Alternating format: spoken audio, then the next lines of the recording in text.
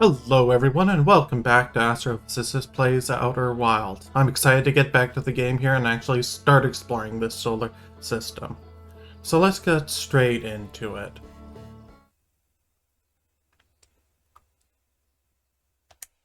So if you weren't here last time, it was basically going through the tutorial zone, getting launch codes for our spacecraft, and then a brief test flight.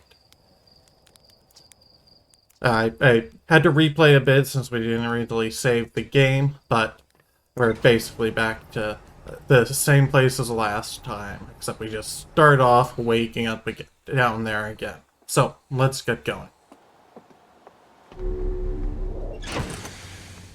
Putting on the spacesuit just in case anything goes wrong. Buckle up.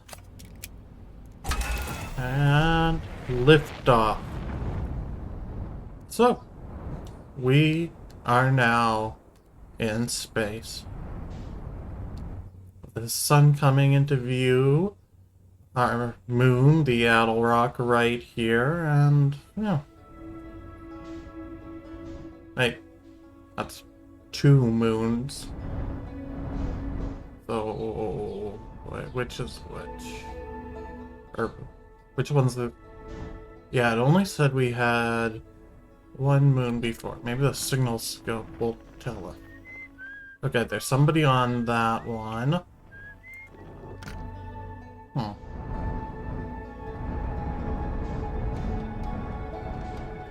Let's... Okay, well, let's go to the one where there's someone over there. Okay, what's the autopilot option? Let's look. Okay, that goes to that.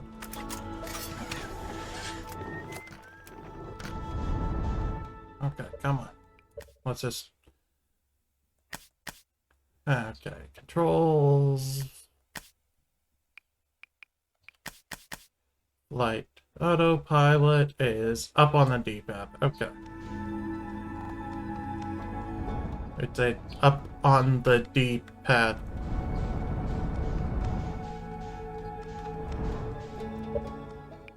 What's going on here? Why is that not working? Bear with me a moment. Okay, there we go. I figured it out. I'm not sure why the controls weren't all showing on the screen, but the trick is you've got to lock on to it first before you can do autopilot. Okay. So now how do we switch to cockpit view?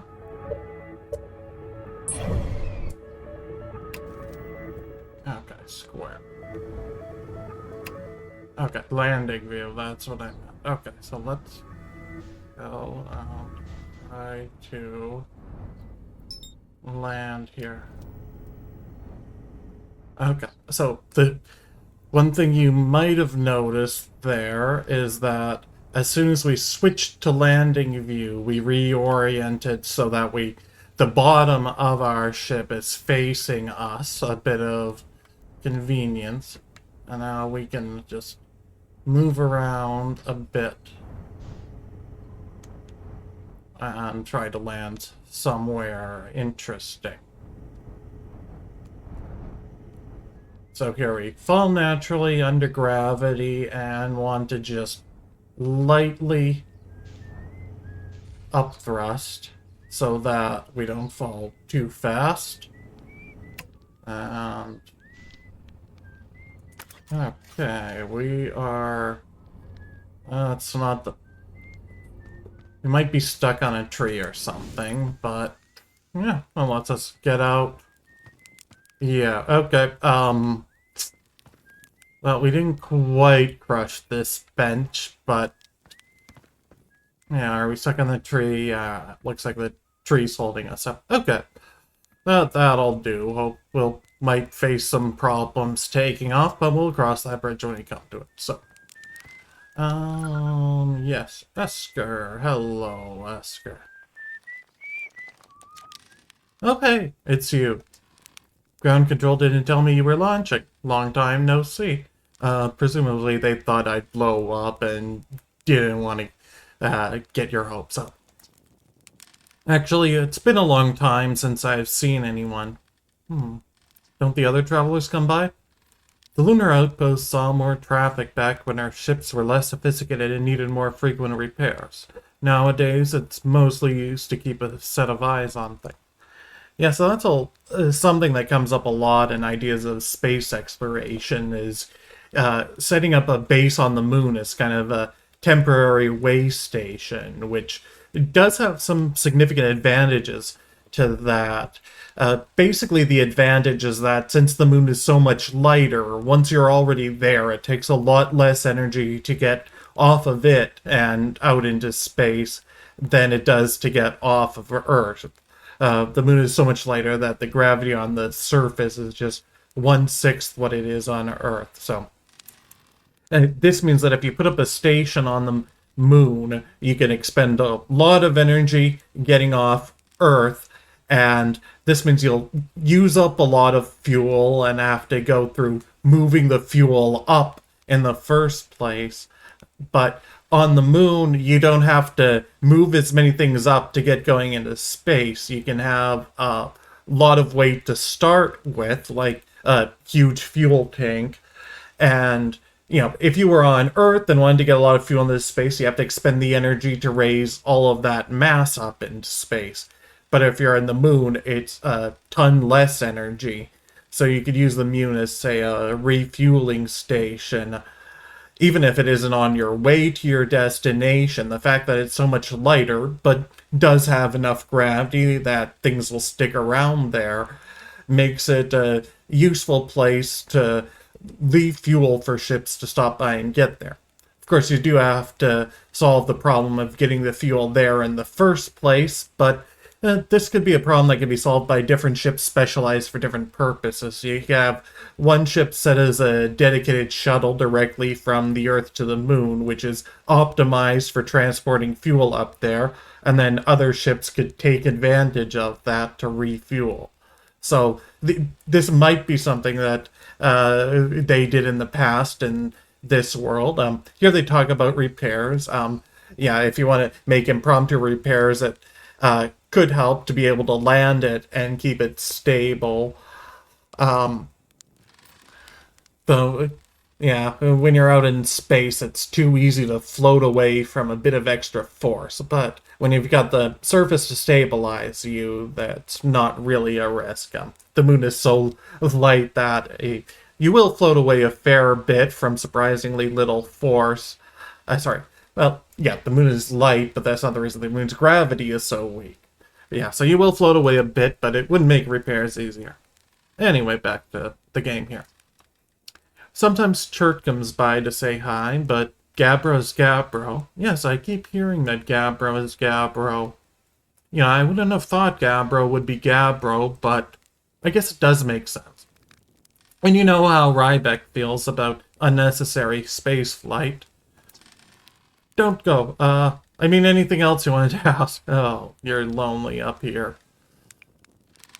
There we go. Seems lonely up here. A little. I'm in touch with ground control, Hornfels and Gosson mostly, and they radio up to chat now and then. How much food did you bring? Maybe not a question I want to delve into too deeply. It's just one of those, breaking the spell of the game. And when ground control forgets I'm up here, and they usually do, I launch my little scout at the village. And you spy on us? But no, it's not spying. It's one-way communication that none of the villagers know about, because I've never told them. Don't go. Anything else you wanted to ask? Was that you whistling?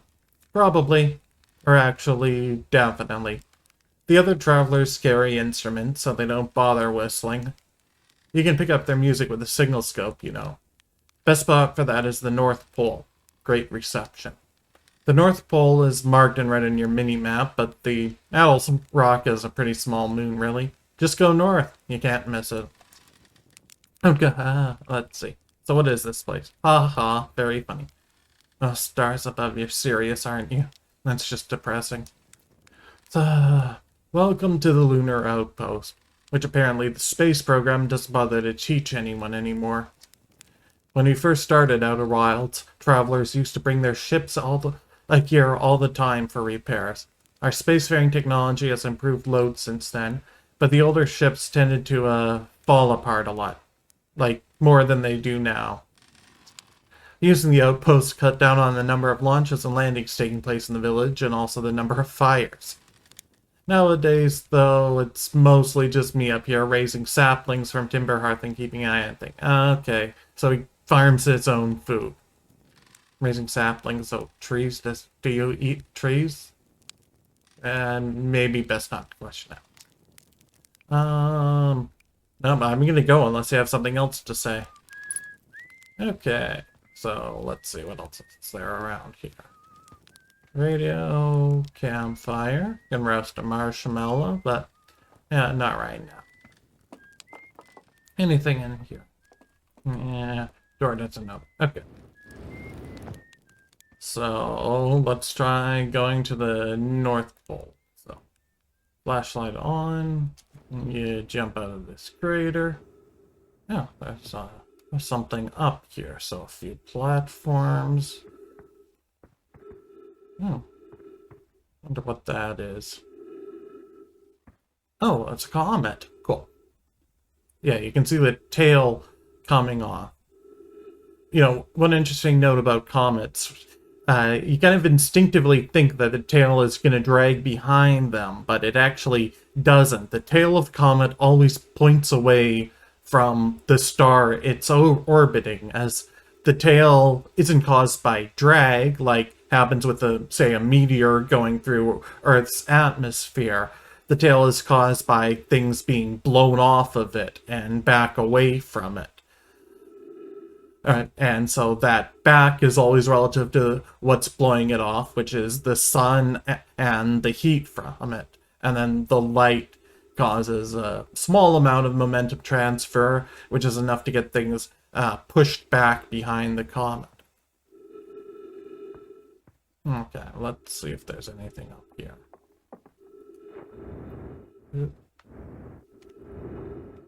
Overshot. And there we go. Okay, so what's this? Esco's signal scope log. Okay, day 48. Still not picking up Rybek's banjo from Brittle Hollow. I'm sure they're fine, but I'll feel better once I can hear their music. Day 51. Listen to chirp play for a while today.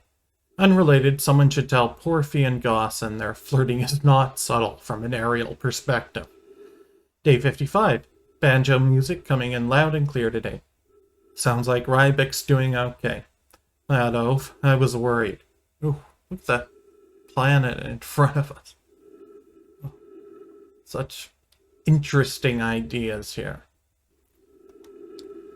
Today, day 63. Today I thought I heard something strange.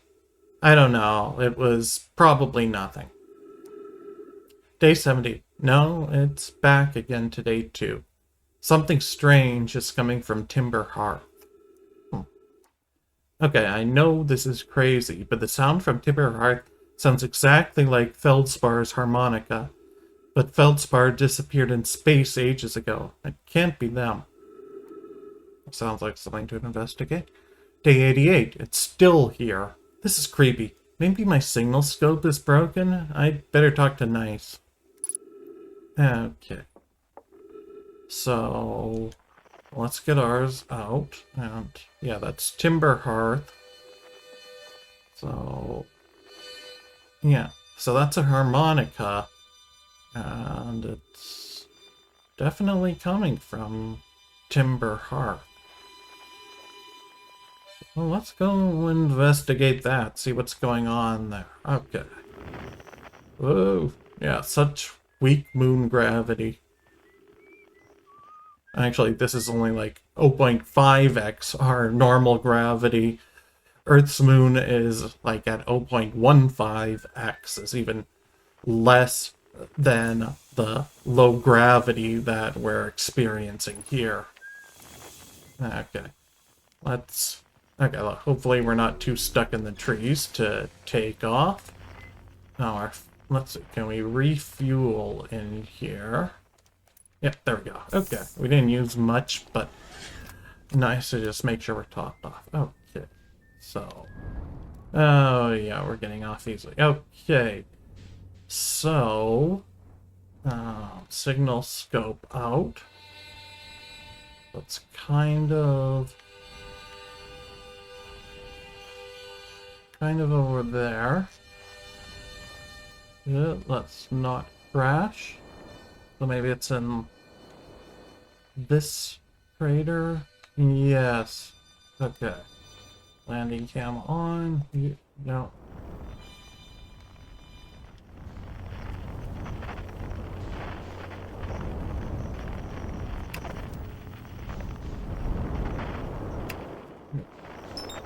Okay, we're just gonna...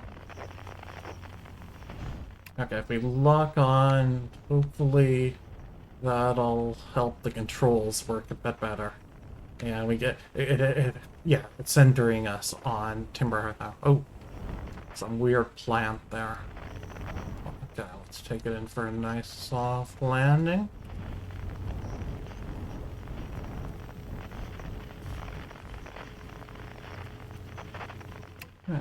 Yeah. Good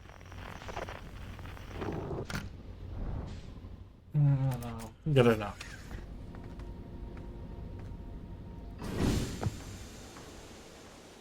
Okay, so let's see what's up with this plant.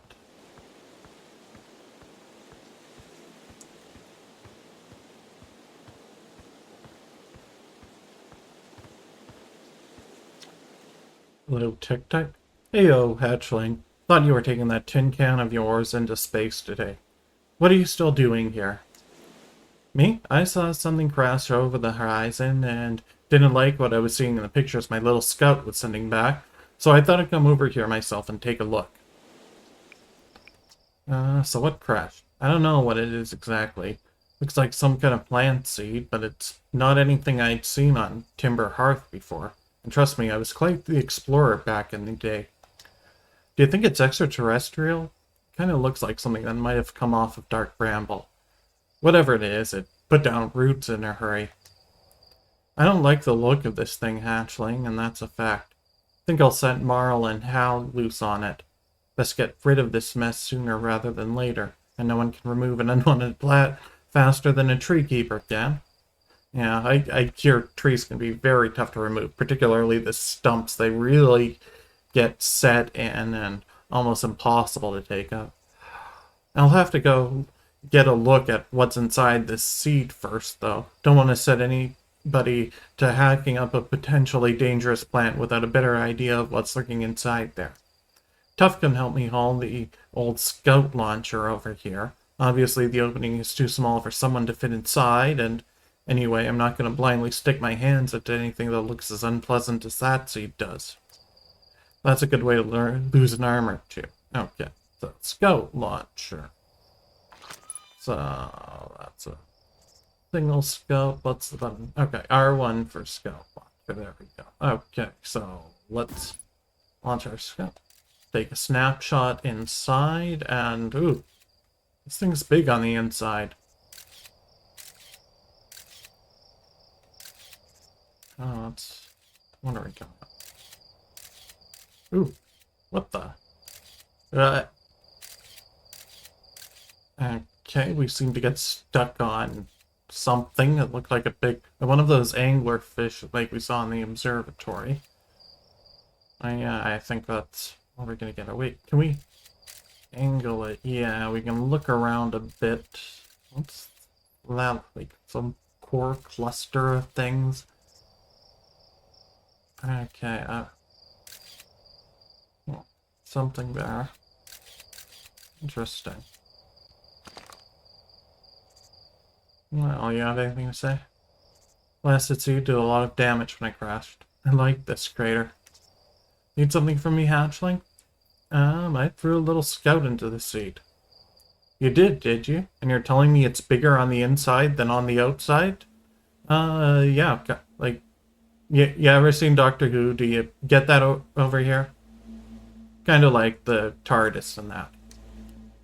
This is going to be a chore to chop up, and no mistake. Can we even remove a seed that doesn't have the decency to stay the same size all the way through? Yeah, that is a pickle. It's like it's got a wormhole inside it. Maybe I'd better grab an extra axe or three, just in case. Let's see. My signal scope is picking up a harmonica inside this seed. Let me just check. Inside the seed? Don't know what to tell you. The only harmonica player I know is Feldspar, and they disappeared ages ago. Listen here, don't go telling Nice about the harmonica music, okay? They'll never let me get rid of this darn seed if they suspect it has any musical talent. Yeah, I don't think the seed has the talent, so let's do signal scope. Yeah, it's saying it. Yeah, it's definitely through there, though we can't really hear it very well right now. But it's that error duplicate signal, scout, 832 meters. Why is it saying duplicate? Oh, there's another scout signal. Oh, and we also hear the harmonica from over here. Scout 24.7 kilometers. Let's see. Nothing more to say there.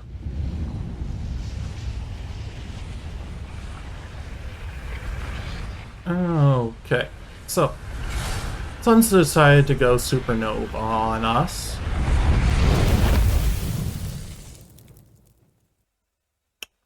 Okay, so I have bad news, good news, good news, and existential crisis news for you.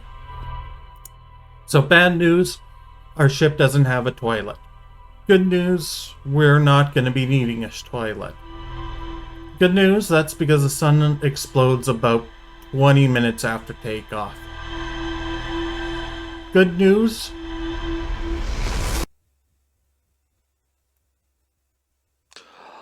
we seem to have somehow survived the sun exploding. Existential crisis news,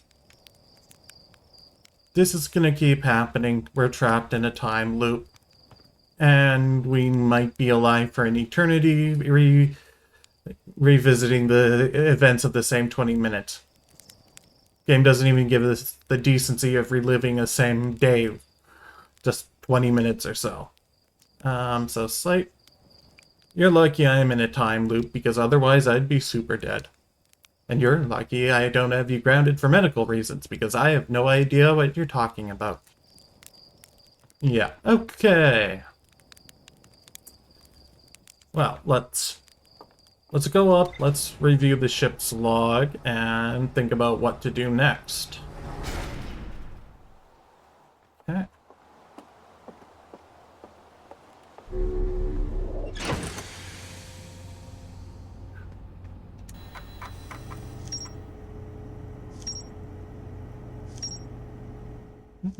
Okay, found a bunch out about this, so... There's a clue about Gabbro there, so... Let's see, Exer's camp. Esker is growing a crop of trees at their camp. They seem to be doing okay, but they probably be alone on the moon for too long. Lunar lookout. Lookout platform with a spectacular view of the solar system. Esker uses their signal scope here to keep tabs on the other travelers. Okay, Dark Bramble seed. So back on Timber Hearth. A seed from Dark Bramble crashed here and has already taken root. Tektite wants to use a scout launcher to get a look at what's inside. My signal scope picks up harmonica music, but I aim it at the seed. I launch my little scout into the seed. Somehow the seed is much bigger on the inside, and we also got a duplicate signal from the scout when we did that. And inside the seed. When I launch my scout into the seed that crashed on Timber Hearth, it ends up in a much bigger space filled with fog and thorny vines. Okay. And yeah, it isn't clear exactly where that is right now. So the other clue we have to go on is Hal says Gabbro went back to Giant's Deep to try to learn more about the Nomai statue in the observatory. So that's the only other clue we have to go on. So how about we go off to Giant's Deep this time? So, okay, triangle find in map mode. Giant's Deep, can we lock on to it from here?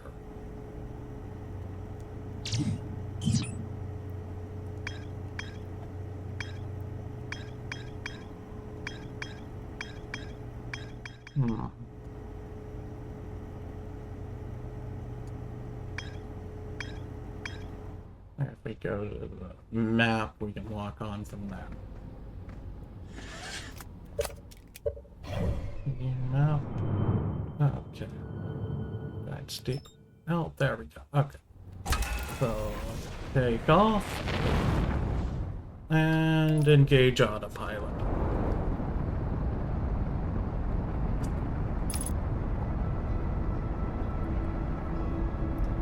Yeah, so we can watch the stages of the autopilot here. Before I called it out, stage 1 was align trajectory, so that's basically point the ship at it. Stage 2, accelerate at the destination. Stage 3, firing retro rockets. So basically half the journey you want to accelerate towards it to get there as quickly as possible, and then the next half you want to accelerate away so that you don't crash right into it when you get there. And then it stops us, and we start slowly falling to it. So let's engage cockpit view, and just, well, for now, let's let ourselves fall until we start getting close. Okay, ooh, don't want to crash. Okay, ooh. Okay, so big ball of water with lots of tornadoes, typhoons, water spouts. I think that's the, if they're over water, you call a tornado a water spout. So, a lot of those. I'm just gonna try to play it safe, equip the signal scope, and see if this can lead us to Gabbro. Okay, vaguely this direction. Yeah, over here. Okay.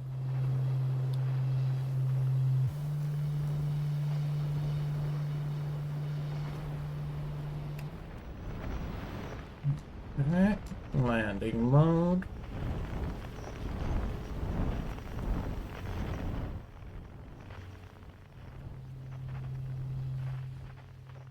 Yeah, there we go.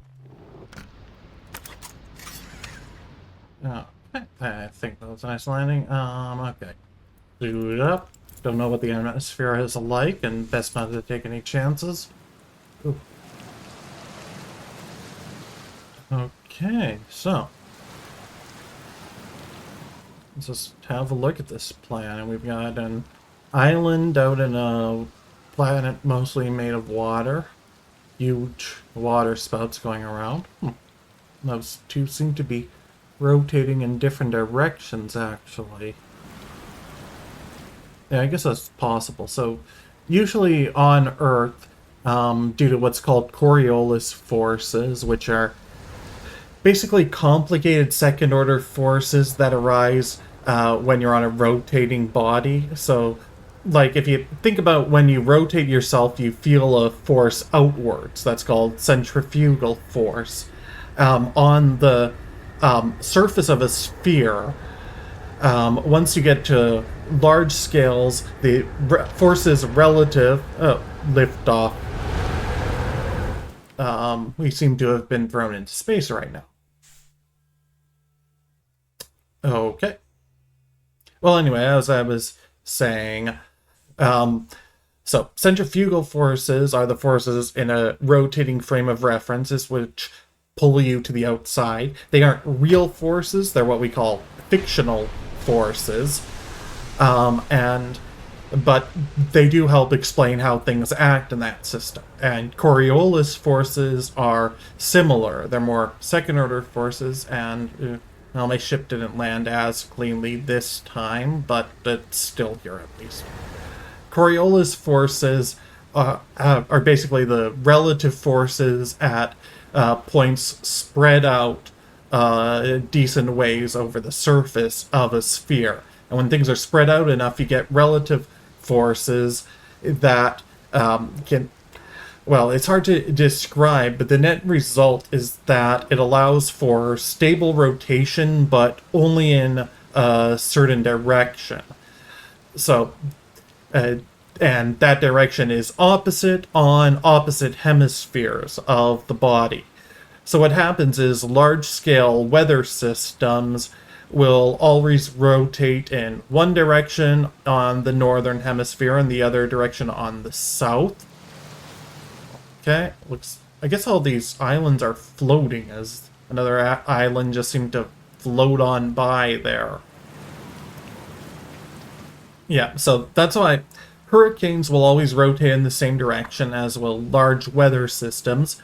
Tornadoes usually rotate in that direction, as they take their direction from the local systems, but at the local level there's more room for randomness to come up, and so tornadoes can rotate in the other direction.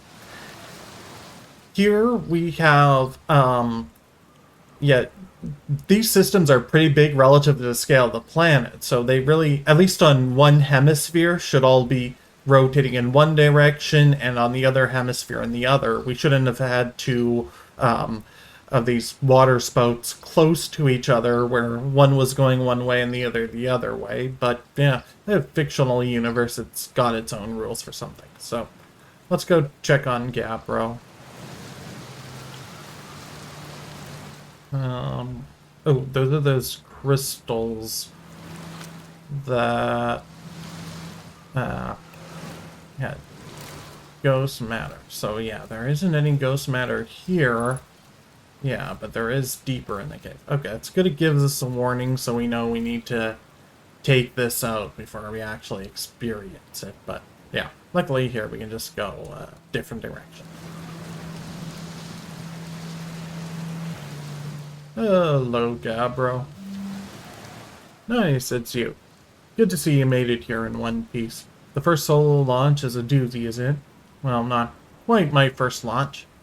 So hey, don't freak out or anything, but lately I keep, like, dying repeatedly. I don't know, it's pretty weird. You too, Gabbro? What about you? Have you died lately, or is it just me? No, it's me too. We're in a time loop. Time has been behaving unusually lately. Yeah, time loop makes sense. Cool. You're taking this pretty well. Right back at ya. Personally, I like new experiences, and I've never been in a time loop before. I mean, I don't think I've been in a time loop before this one. It looks like you and I are the only ones who can tell that time's gone all weird. I tried radioing Hornfells and asking if they died too, but they thought I was being metaphorical. Even if I tell Hornfells about the time loop, they never remember by the next one. They don't realize anything's different. And here's another weird one for you. Every time I die, all of my memories from that loop replay back to me. I'm pretty sure that's related to this big stone Nomai statue I found on one of the other islands. I was looking at it, and the statue opened its eyes and started glowing. It replayed my memories like it had seen them through my own eyes. Just like what happens each time I die. Yeah, that happened to me with the statue at the museum. You too, huh? Then the Nomai statues must have something to do with why we're the only ones aware of the time loop.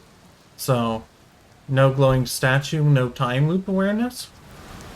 I think that's going to be my leading theory, but if you find out anything new about the statues or the time loop, let me know, okay? I'll be here. Yeah, you don't like you're in a hurry to go anywhere.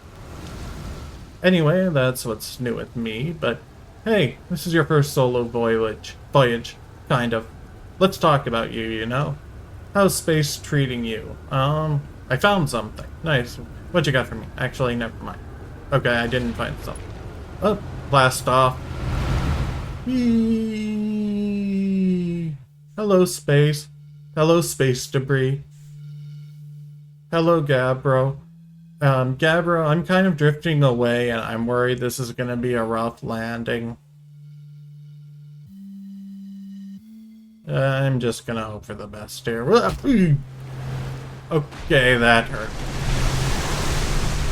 I see now why you're in a hammock. That probably makes these landings a lot softer. Have you ever watched a cyclone for so long it started to hypnotize you? I'm telling you, they'll put you in a trance if you stare at them long enough. Oh, space string, yeah, okay, so I didn't find something. Well, what are you doing out here? Well, what are any of us doing here, really? Nah, I'm just kidding. I'm out here exploring our solar system, same as you. But I tell you what, outer space really gives you room to think. It's quiet and peaceful out here. I mean, it's usually quiet and peaceful. Sometimes a cyclone comes by and lifts my little island paradise clean out of the water, then less peaceful. I don't know, it actually kind of is peaceful when you're out in space. Landings, not so much.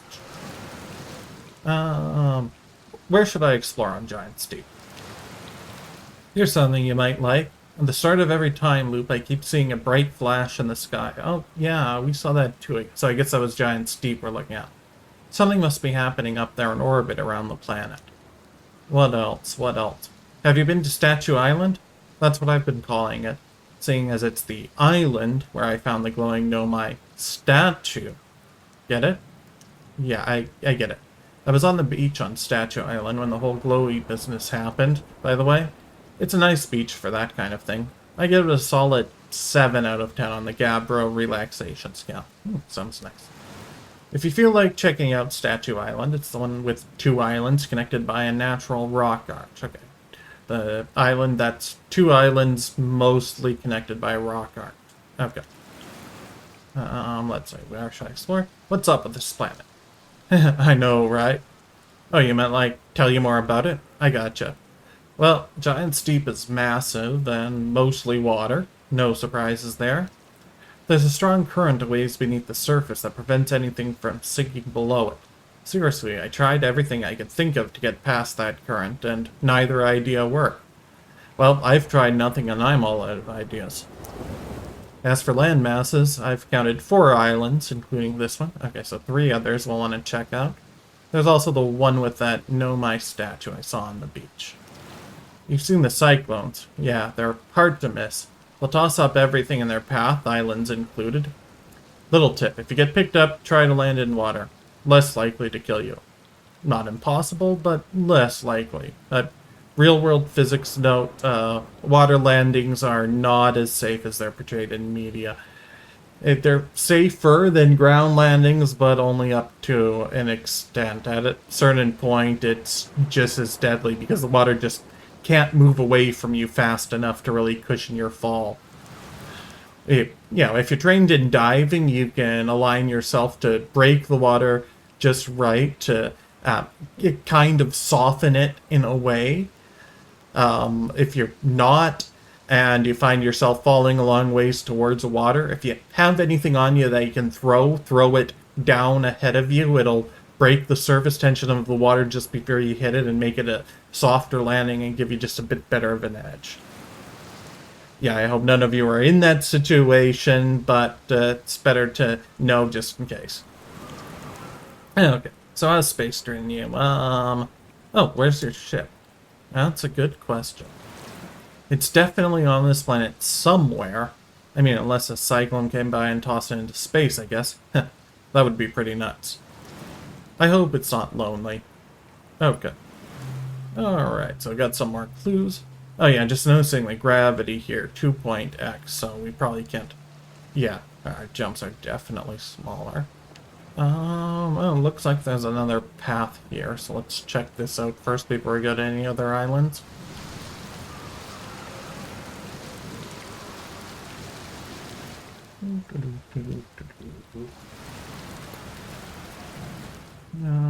Okay, we got a campfire up here. Okay, fuel.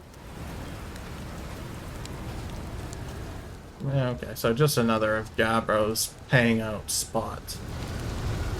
Okay, let's see. There's our ship. Is it safe to jump down? Well, if you got a tornado, water spout coming at us right now, that's going to complicate things a little bit, but No guts, no glory.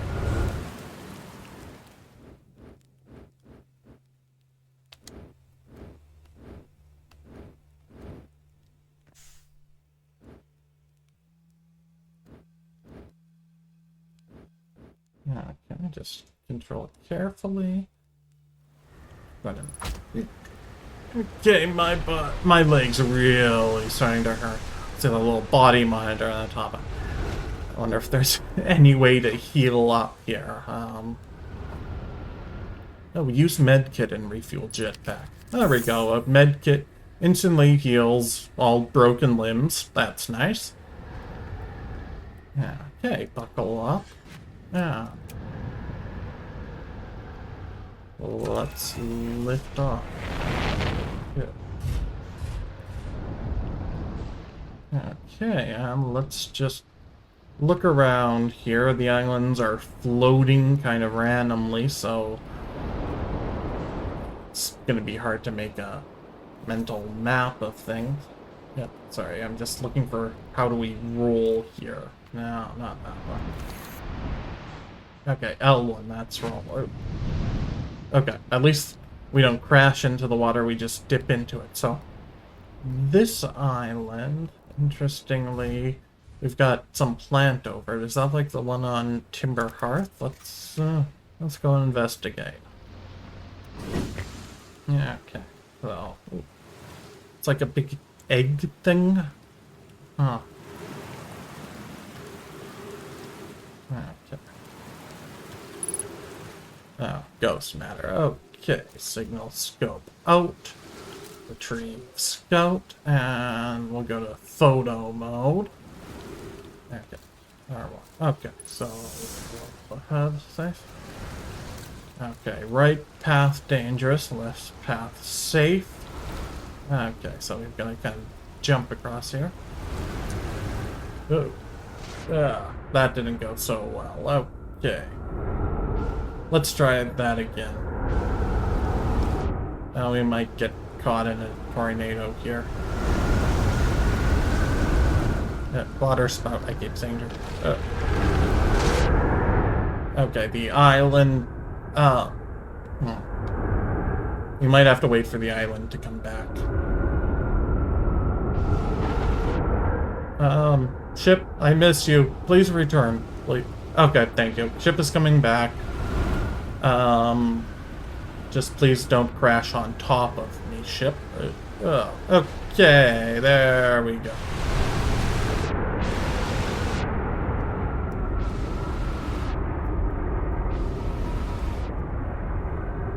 Alright, let's see if we can get back on the island here.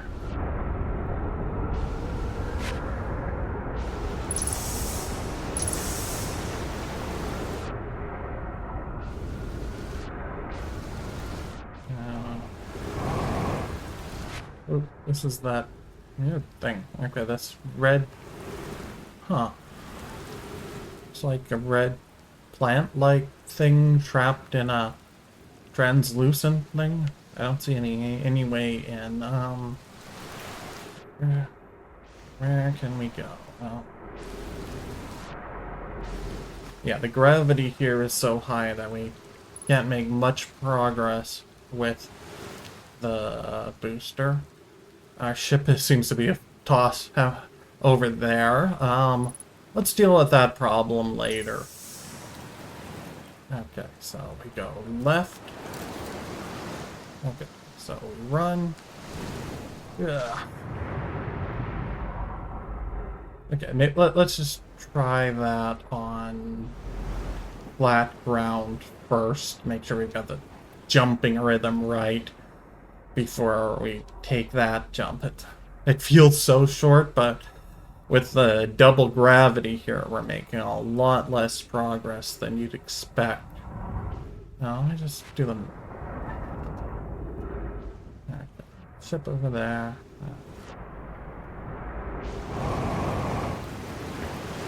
So.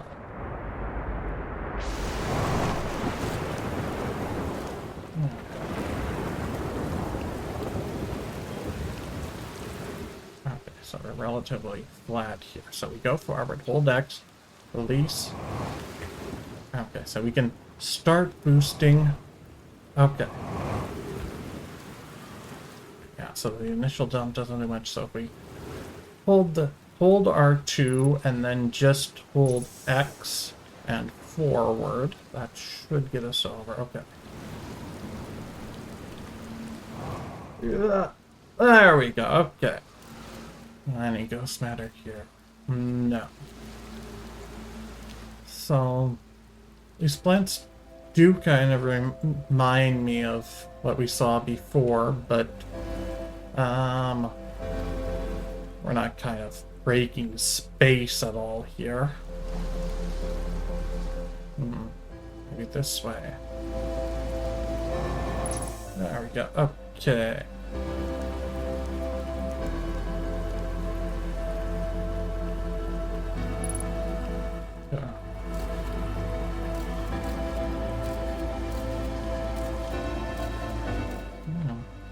Huh. Looks like that.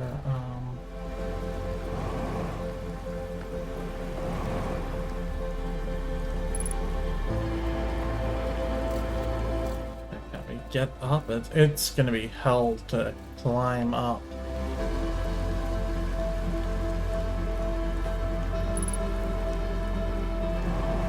Yeah, might be stuck. Yeah, no, we got up. Okay.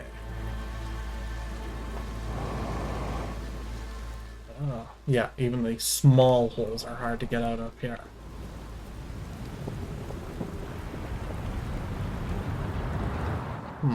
Okay, I think the sun is exploding again, so if nothing else, this solves the problem of how to get back to the ship.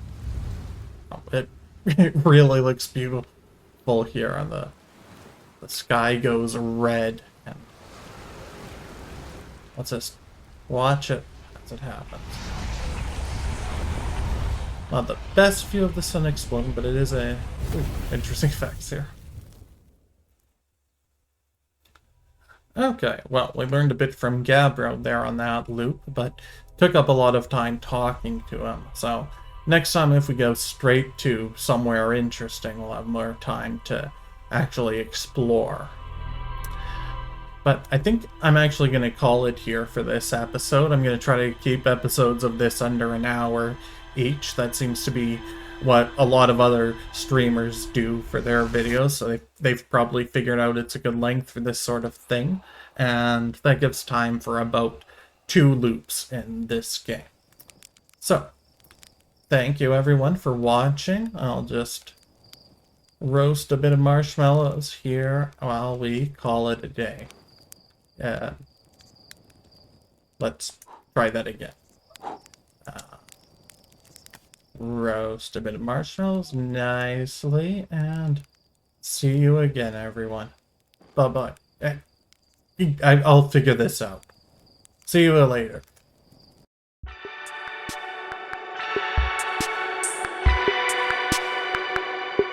Thank you very much for watching, everyone. If you enjoyed this video, please leave a like, subscribe, and click the bell to be sure you get notifications of new uploads. See you again soon.